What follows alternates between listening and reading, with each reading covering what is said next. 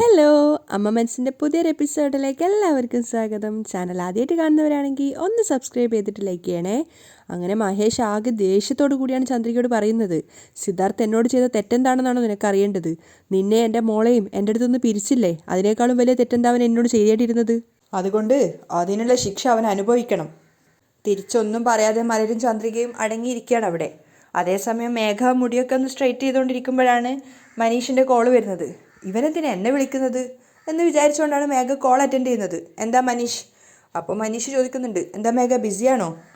അതെ, ബിസി ആയിട്ടാണുള്ളത്. ഇപ്പം നീ എന്തിനാ വിളിച്ചത്?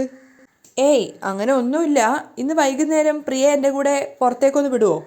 അത് കേട്ടതും മേഘയ്ക്ക് വല്ലാതെ ദേഷ്യം വന്നിട്ടുണ്ടായിരുന്നു. അവൾ ചോദിക്കുകയാണ്, എന്ത്, പ്രിയ നിൻ്റെ കൂടെ പുറത്തേക്ക് വിടണമെന്നോ? എന്തിനി?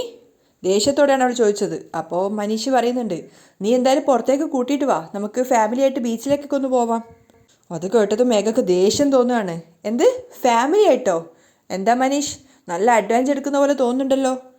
അപ്പോൾ മനീഷിനും ദേഷ്യം തോന്നുകയാണ്. അവൻ പറയുന്നുണ്ട്, ഞാൻ അഡ്വാൻറ്റേജ് ഒന്നും എടുക്കുന്നില്ല, ഞാൻ പ്രിയയും കൂട്ടി ഒന്ന് പുറത്ത് പോയിക്കോട്ടെ എന്നാണ് ചോദിക്കുന്നത്. എൻ്റെ കുട്ടിക്ക് എന്തെങ്കിലുമൊക്കെ വാങ്ങിക്കൊടുക്കണമെന്ന് എനിക്ക് ആഗ്രഹം ഉണ്ടാവില്ലേ? അപ്പം മേഘ അവന് മുന്നറിയിപ്പ് കൊടുക്കുകയാണ്. ഇങ്ങോട്ട് നോക്ക് മനീഷ്, വെറുതെ എൻ്റെ മോളുടെ കൂടെ പുറത്തേക്ക് പോകണമെന്നും അവളുടെ കൂടെ സന്തോഷിക്കണമെന്നൊന്നും നീ ചിന്തിക്കണ്ട. അപ്പം മനീഷ് ചോദിക്കുകയാണ്, അതെന്തുകൊണ്ടാണ് ഞാൻ അങ്ങനെയൊന്നും ആഗ്രഹിക്കാൻ പാടില്ലാത്തത് മേഘ? പ്രിയ എൻ്റെ കുട്ടി കൂടിയാണ്. അത് കേട്ട സമയത്ത് മേഘയ്ക്ക് പ്രത്യേകിച്ച് പെട്ടെന്നൊന്നും പറയാൻ കിട്ടുന്നുണ്ടായിരുന്നില്ല. അപ്പോൾ മനീഷ് പറയുന്നുണ്ട്, നോക്ക്, എനിക്ക് നിൻ്റെ സമ്മതമൊന്നും വേണ്ട, എൻ്റെ സ്വന്തം ഇഷ്ടപ്രകാരം ഞാൻ അവളെ കൂട്ടിയിട്ട് പുറത്തേക്ക് പോവും. നീ എന്നോട് കെഞ്ചി പറഞ്ഞതുകൊണ്ടാ ഈ ഒരു കാര്യത്തിൽ ഞാൻ ഇത്രയും ക്ഷമ കാണിക്കുന്നത്. മേഘയ്ക്ക് ശരിക്കും പെട്ടൊരവസ്ഥയാണ് തോന്നുന്നത്. അവൾ ദേഷ്യത്തോടെ പറയുന്നുണ്ട്, മതി, സംസാരം നിർത്ത്, വൈകുന്നേരം ഞാൻ പ്രിയയും കൂട്ടിയിട്ട് ബീച്ചിലേക്ക് വരാം. മനീഷ് എന്തെങ്കിലും പറയുന്നതിന് മുന്നേ മേഘ കോള് കട്ട് ചെയ്യാണ്. പക്ഷേ കോള് കട്ട് ചെയ്തതിന് ശേഷവും മേഘ വല്ലാതെ അസ്വസ്ഥയായിരുന്നു. കാരണം ഇത് പറഞ്ഞ് മനീഷിനെ എപ്പോഴും ബ്ലാക്ക് മെയിൽ ചെയ്യുമെന്നൊക്കെ ഒരു പേടി ഉണ്ടായിരുന്നു അവൾക്ക്. അതേസമയം ചന്ദ്രികയും മലറിനെയും കൂട്ടിയിട്ട് ബോട്ടിൻ്റെ അടുത്തേക്ക് എത്തിയിട്ടുണ്ടായിരുന്നു മഹേഷ്. അവിടെ പോയിട്ട് ബോട്ടിലുള്ള ആൾക്കാരുടെ അടുത്ത് മഹേഷ് പരിചയപ്പെടുത്തി കൊടുക്കുന്നുണ്ട്, ഞാനാണ് മഹേഷ്. അപ്പോൾ അയാളും പറയുന്നുണ്ട്, ആ ഏട്ടൻ പറഞ്ഞിട്ടുണ്ടായിരുന്നു, ബോട്ടൊക്കെ റെഡിയാണ് പോകാൻ വേണ്ടിയിട്ട്. അപ്പോൾ മഹേഷ് പറയാണ്, കുറച്ചു നേരം വെയിറ്റ് ചെയ്യും, ഞാൻ അവരെയും കൂട്ടിയിട്ട് വരാം. അങ്ങനെ ഒമ്നി വാൻ്റെ ഡോറ് തുറന്നിട്ട് ചന്ദ്രികയോടും മലരിനോട് ഇറങ്ങാൻ പറയാണ്. ആ സമയത്ത് മലരി ചന്ദ്രികയുടെ കയ്യിൽ മുറുകെ പിടിച്ചിട്ട് പറയുന്നുണ്ട്, ഞാൻ വരില്ല അമ്മ, എനിക്ക് സിദ്ധുവിനെ കാണണം അമ്മ, എനിക്ക് സിദ്ധുവിനെ ഇപ്പം തന്നെ കാണണം അമ്മ. ഒന്നും ചെയ്യാനാവാത്ത അവസ്ഥയിൽ ചന്ദ്രിക നിസ്സഹായിട്ടിരിക്കുകയാണ്. അപ്പോൾ മഹേഷ് വാൺ ചെയ്യുന്നുണ്ട്, ഇങ്ങോട്ട് നോക്ക് മലർ, നീ സിദ്ധു ഇനി ജീവനോട് ഉണ്ടാവണമെന്നുണ്ടെങ്കിൽ ഞാൻ പറയുന്നത് നിങ്ങൾ രണ്ടുപേരും സംസാരിക്കാതെ അനുസരിക്കണം. ഇല്ലെങ്കിൽ സിദ്ധുവിനെ അവിടെ കൊന്നിട്ടുണ്ടാവും. സിദ്ധു ജീവനോടെ ഇരിക്കണോ അതോ കൊല്ലണോ, നിങ്ങൾ തന്നെ പറ. അത് കേട്ടതും മലര് കരഞ്ഞുകൊണ്ട് ചന്ദ്രികയെ നോക്കുകയാണ്. ചന്ദ്രികയും വല്ലാത്ത സങ്കടത്തിലാണുള്ളത്. അതിനുശേഷം അവൾ മകളോട് പറയുന്നുണ്ട്, മലർ, നീ ഇതുപോലെ വാശി പിടിച്ചു കഴിഞ്ഞാൽ ഒരുപക്ഷെ ഇവർ സിദ്ധു സാറിന് എന്തെങ്കിലും ചെയ്യും. മോള് കരയാതെ എൻ്റെ കൂടെ വരണം, നമ്മൾ കാരണം അദ്ദേഹത്തിൻ്റെ ജീവൻ ഒന്നും സംഭവിക്കാൻ പാടില്ല. അപ്പോഴും കരഞ്ഞുകൊണ്ട് മലര് പറയുന്നുണ്ട്, ഞാൻ വരില്ല അമ്മേ. ആ സമയത്ത് മഹേഷ് ചിന്തിക്കുകയാണ്, സിദ്ധാർത്ഥ് മരിച്ച വിവരം ഇവളങ്ങാൻ ഈ സമയത്ത് അറിഞ്ഞിട്ടുണ്ടെങ്കിൽ ഇപ്പം തന്നെ ഇവൾ ഇവിടുന്ന് രക്ഷപ്പെട്ട് ഓടും. ശ്രീലങ്കയിൽ എത്തിച്ചേർന്നതിന് ശേഷം മാത്രമേ ചന്ദ്രികയോട് സിദ്ധാർത്ഥ് മരിച്ച വിവരം പറയാൻ പാടുള്ളൂ. മഹേഷ് ചിന്തിക്കുകയാണ്. അതിനുശേഷം ചന്ദ്രികയോടും മലരിനോടുമായിട്ട് പറയുന്നുണ്ട്, ചന്ദ്രിക ഇറങ്ങ്, സമയമില്ല. അപ്പം മലര് വീണ്ടും അവളോട് യാചിക്കുകയാണ്, അമ്മ വേണ്ട അമ്മ, നമുക്ക് പോണ്ട അമ്മ. അപ്പം ചന്ദ്രിക പറയുന്നുണ്ട്, ഞാൻ പറഞ്ഞില്ലേ മോളെ, നമ്മൾ കാരണം സിദ്ധു സാറിന് ഒന്നും സംഭവിക്കാൻ പാടില്ല, നീ വാ, അമ്മ നിൻ്റെ കൂടെ ഇല്ലേ എന്ന് പറഞ്ഞ് ചന്ദ്രിക മകളെ ആശ്വസിപ്പിക്കുകയാണ്. അതേസമയം പ്രിയയും കൂട്ടിക്കൊണ്ട് മേഘ ബീച്ചിലെത്തിയിട്ടുണ്ടായിരുന്നു. അപ്പോൾ പ്രിയ ചോദിക്കുന്നുണ്ട്, നമ്മൾ എവിടെയാണ് അമ്മ വന്നിട്ടുള്ളത്? അപ്പോൾ മേഘ ചിരിച്ചുകൊണ്ട് പറയാണ്, നമ്മൾ ബീച്ചിലാണ് വന്നിട്ടുള്ളത്. അത് കേട്ടതും പ്രിയക്ക് ഭയങ്കര സന്തോഷമാവുകയാണ്. ഹായ്, ബീച്ചിൽ വന്നിട്ടുള്ളത്, വാ, ഇനി അടിച്ചു പൊളിക്കാലോ, താങ്ക് യു അമ്മ, അവൾ മേഘയോട് പറയാണ്. മേഘയെ അത് കേട്ട് സന്തോഷത്തോടെ പുഞ്ചിരിക്കുന്നുണ്ട്. അങ്ങനെ രണ്ടുപേരും കാറ് തുറന്നിട്ട് പുറത്തേക്ക് ഇറങ്ങുകയാണ്. ആ സമയത്ത് മേഘ ചോദിക്കുന്നുണ്ട്, സന്തോഷമായോ മോക്ക്? സന്തോഷമായി. ബീച്ചിലെത്തിയതും സന്തോഷം കൊണ്ട് തുള്ളിച്ചാടുകയാണ് പ്രിയ. എന്നിട്ട് അവൾ മേഘയോട് പറയുന്നുണ്ട്, അമ്മ, എനിക്ക് കടലെന്ന് വെച്ച് കഴിഞ്ഞാൽ ഒരുപാട് ഇഷ്ടം അമ്മ. ഇതുവരെ ഞാൻ സിനിമയിൽ മാത്രമേ കടൽ കണ്ടിട്ടുള്ളൂ, ഇപ്പോഴാണ് ഞാൻ ആദ്യമായിട്ട് കടൽ നേരിട്ട് കാണുന്നേ.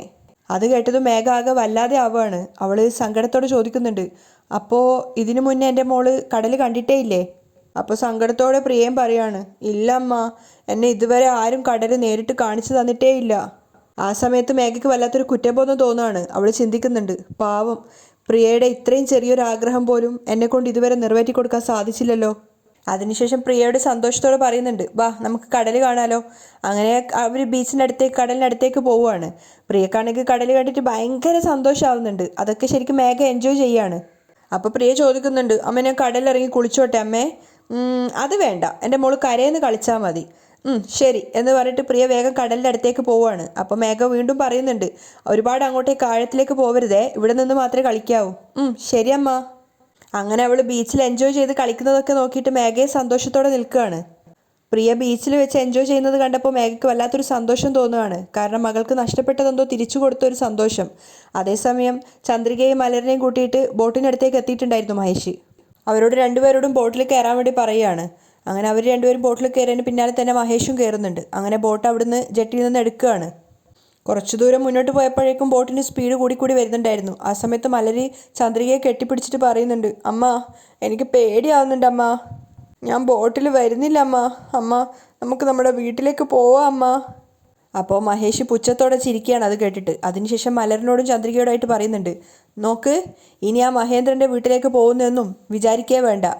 ഇനി നീ നിൻ്റെ അച്ഛൻ്റെ കൂടെയാണ് ജീവിക്കാൻ പോകുന്നത്, എൻ്റെ കൂടെ ജീവിക്കണം, മനസ്സിലായോ? ചന്ദ്രിക ഒന്നും പറയാനാവാതെ മലരിനെയും കെട്ടിപ്പിടിച്ചിരിക്കുകയാണ്. അപ്പോൾ മലര് മഹേഷിനോട് പറയുന്നുണ്ട്, ഇല്ല, ഞാൻ നിൻ്റെ കൂടെ വരില്ല. മഹേഷ് മറുത്തൊന്നും പറയുന്നുണ്ടായിരുന്നില്ല, പക്ഷെ അവർ ദേഷ്യം വന്നിട്ടുണ്ടായിരുന്നു.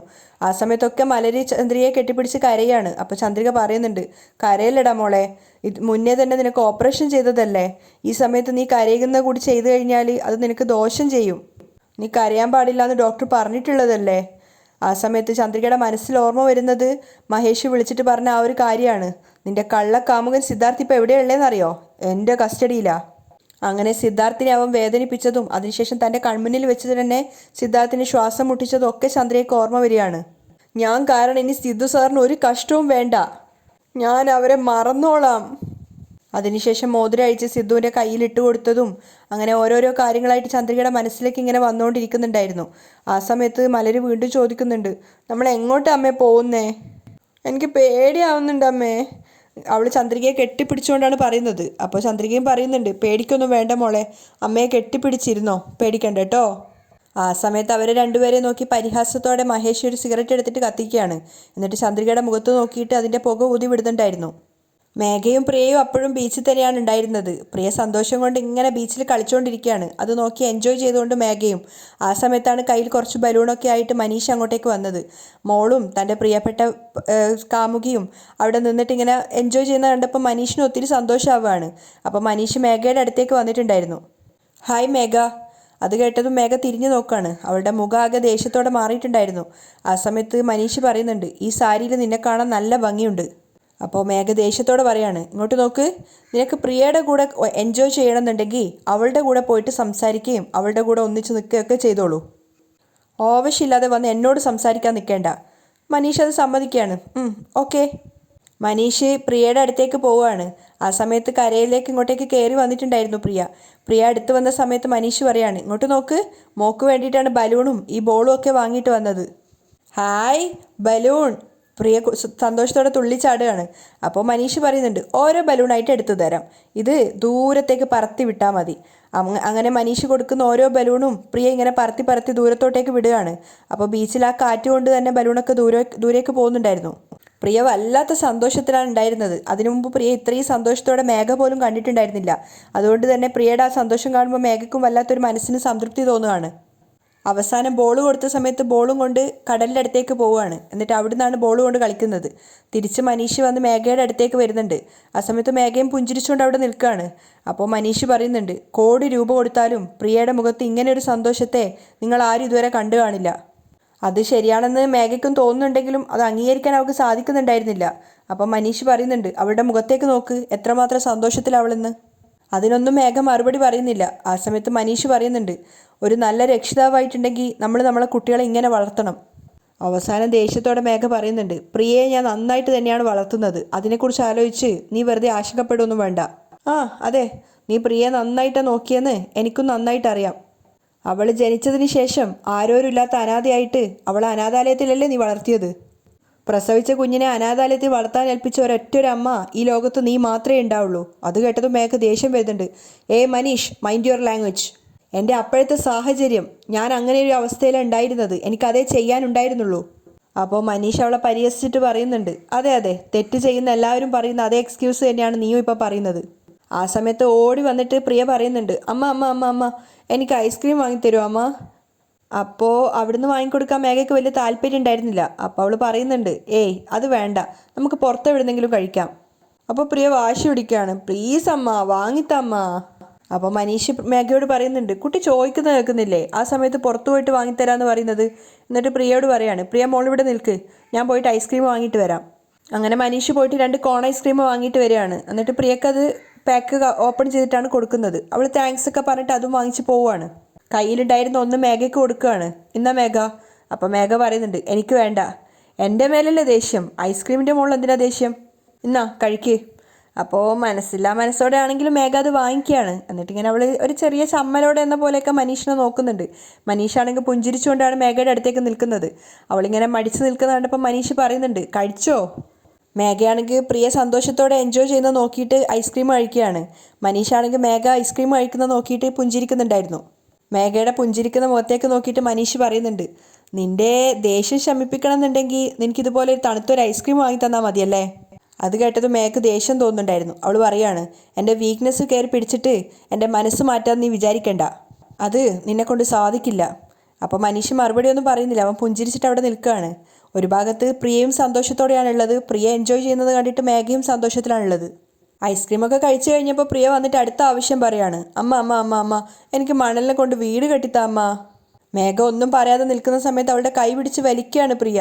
അപ്പം മനീഷ് പറയുന്നുണ്ട്, അതാ പ്രിയ വിളിക്കുന്നത് കേൾക്കുന്നില്ലേ, പോയിട്ട് അവളുടെ കൂടെ എൻജോയ് ചെയ്യ്. ശരി വാ. മേഘ മനീഷ് പറഞ്ഞതനുസരിച്ചിട്ട് തന്നെ പ്രിയയുടെ കൂടെ പോവുകയാണ്. അതേസമയം നടുക്കടലിൽ ഏകദേശം എത്തിയിട്ടുണ്ടായിരുന്നു ചന്ദ്രികയും മലരും മഹേഷൊക്കെ കൂടെ. ആ സമയത്ത് മലരാകെ കൂടെ ടയേർഡ് ആവുകയാണ്. അവൾക്ക് വല്ലാതെ ഛർദ്ദിക്കാനും അതുപോലെ തലവേദനയൊക്കെ എടുക്കുന്നുണ്ടായിരുന്നു. കാരണം കടലിൻ്റെ അടുത്ത് ഉള്ളോട്ടെത്തുന്നതനുസരിച്ച് അവിടുത്തെ സ്മെല്ല് എല്ലാവർക്കും പറ്റണമെന്നില്ലല്ലോ.